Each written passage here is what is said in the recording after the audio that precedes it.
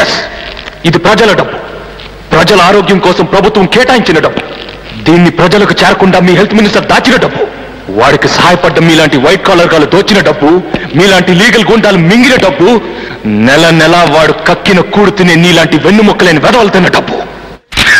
ఇలా ఎవరికి అందినంత వాళ్ళు దోచేశారు గనుకే ఆసుపత్రి లోపలికి వెళ్తే బెడ్స్ కొనడానికి డబ్బు లేదంటారు, మెషినరీ కొనడానికి సొమ్ము లేదంటారు, ఎమర్జెన్సీ మందులు కొనడానికి నిధులు లేవంటారు.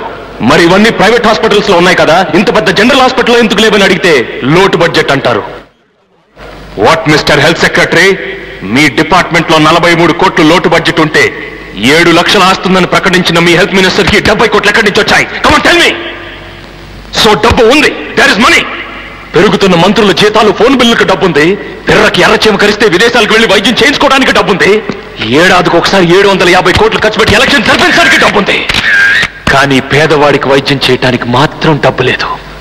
ఏ పేదవాళ్ళకి జబ్బు రాకూడదా? వస్తే వాళ్ళకి చావే సరైన మందా? అంటే ఇక్కడ పేదవాళ్ళకి వైద్యమే జరగట్లేదా? ఇక్కడ ఉన్న డాక్టర్లు అందరూ చెడ్డవాళ్ళని నీ ఉద్దేశం? కాదు, మీలో మంచి డాక్టర్లు ఉన్నారు. కానీ మీ గుండెల మీద చేయి వేసుకొని చెప్పండి, are all of you genuine? డొనేషన్లు కట్టి డాక్టర్ అయి పంటికి బదులు కంటిని తీసిన వాళ్ళేరా? కడుపు నొప్పి వస్తే కడుపును చీల్చి అందులో కత్తులు పెట్టి కుట్టేసిన మేధావులేరా? జనరల్ హాస్పిటల్కి వెళ్ళిన వాళ్ళని ప్రైవేట్ హాస్పిటల్కి వెళ్ళమని బ్రోకర్ కాళ్ళేరా? ఆఖరికి తలనొప్పిని వస్తే కమిషన్ కోసం ఊళ్ళో ఉన్న అన్ని టెస్టులు చేయించుకురామని చెప్పే ఏ క్లాస్ ఏజెంట్స్ లేరా? ఇప్పుడు రోగి తన వ్యాధిని చూసి భయపడలేదయా, మీ ట్రీట్మెంట్ గుర్తు తెచ్చుకొని కంగారు పడుతున్నాడు. ఎస్, ఇక్కడ వచ్చేది పినాయిల వాసన కాదు, పీరుగుల వాసన. ఇక్కడ వరండాలో ఉమ్ములు వాంతుల మధ్య చచ్చే కంటే ఇంట్లో చాప్ మీద పడుకొని చావడం మేలనుకుంటారే జనం. This is ridiculous mister Ganesh. Do you have any substantial evidence to prove your allegations? What is ridiculous? Have you ever gone through a medical journal? Do you know that 75 crore Indian people are nearly 500 kilometers away from a basic operation table? Do you know that 1 lakh women are dying due to the non-availability of sterilized medical plates to cut their umbilical cords? Do you know that the cost of 1 bypass surgery is equal to 10 years income of an average Indian? Is this enough or do you want more evidence? ఏంటయ్యా పెద్ద సంస్కట్లా డబాయిస్తున్నావు? జనాభా పెరిగిపోతుంటే government మాత్రం ఎంతవరకు పనిచేస్తుంది? అందుకే కదా మేము private hospitals కట్టి మెడికల్ సర్వీస్ చేస్తున్నాం. ఈయనెవరో మీకు తెలుసా? Doctor Rajagopal, MBBS FRCS. ఇదే సిటీలో మెయిన్ సెంటర్ చూసుకుని పెద్ద ఆసుపత్రి కట్టాడు. 7 అంతస్తుల building, centralized AC, latest equipment. ఏడాదిగో బ్రాంచ్ ఓపెన్ చేసి సర్వీస్ చేస్తాడట. కానీ 2.5 లక్షలు లేకుండా ఎవరైనా ఆసుపత్రి లోపలికి వెళితే బయటకు నెట్టే చంపేస్తాడు. Mister Ganesh, keep quiet doctor Rajagopal. ఆరోగ్యాన్ని అమ్మటాన్ని నీ మెడికల్ డిక్షనరీలో సర్వీస్ అంటారా? సిగ్గులేదు? అసలు ఎప్పుడైనా ఈ తెల్లకోట్ నీ ఒంటి మీదకి ఎలా వచ్చిందో ఆలోచించావా? MBBS చదివితే వచ్చింది. ఎవడో సొమ్ముతో చదవయ్యా? ఇలాంటి ఒక్కొక్క డాక్టర్ని తయారు చేయడానికి ప్రభుత్వానికి 12 లక్షలు ఖర్చు అవుతుంది. ఆ 12 లక్షలు ఎక్కడవి?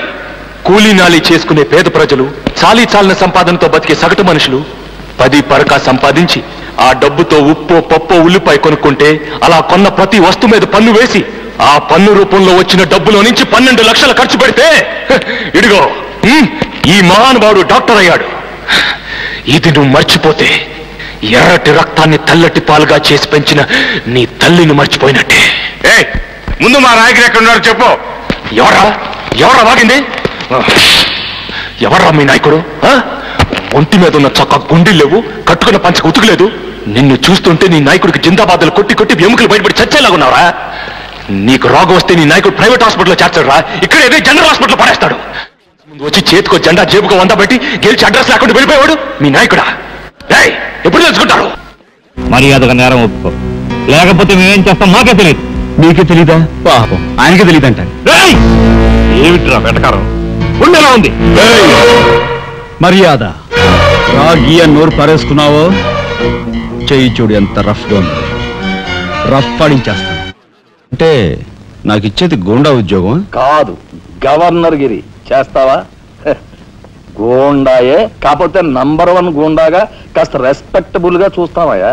చూడండి, నేను ఫైటింగ్ పెడతాను. ఎప్పుడో చెప్పనా? న్యాయం అన్యాయం అయినప్పుడు. కాలు చేయో తీస్తాను. అదెప్పుడో చెప్పనా? ధర్మం అధర్మం అయినప్పుడు. లైఫ్ తీవాల్సి వస్తే తీస్తాను. అదెప్పుడు? మీలాంటి వాళ్ళు ఇలాంటి వాళ్ళు కలిసి బరి తెగించి కిరాతకులైనప్పుడు. ముహూర్తానికి రాకపోతే ముక్కోడి దేవతల సాక్షిగా మిమ్మల్ని ముక్కలు ముక్కలుగా నరికి వాడిని తీసుకుపోతా.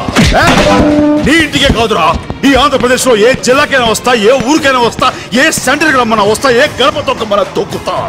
నరకటం మొదలెట్టాక వరసలు చూడను. లేడన్న ధైర్యమా, రాడన్న నమ్మకమా? నేనెక్కడున్నా నా అనుకున్న వాళ్ళు ఇక్కడుంటారు. ఒకడు మంచి కోరి మా వైపు అడుగేస్తే 10 అడుగులు ముందుకేస్తాం. చెడు కోరి అడుగేస్తే 100 అడుగులు ఎదురొస్తాం.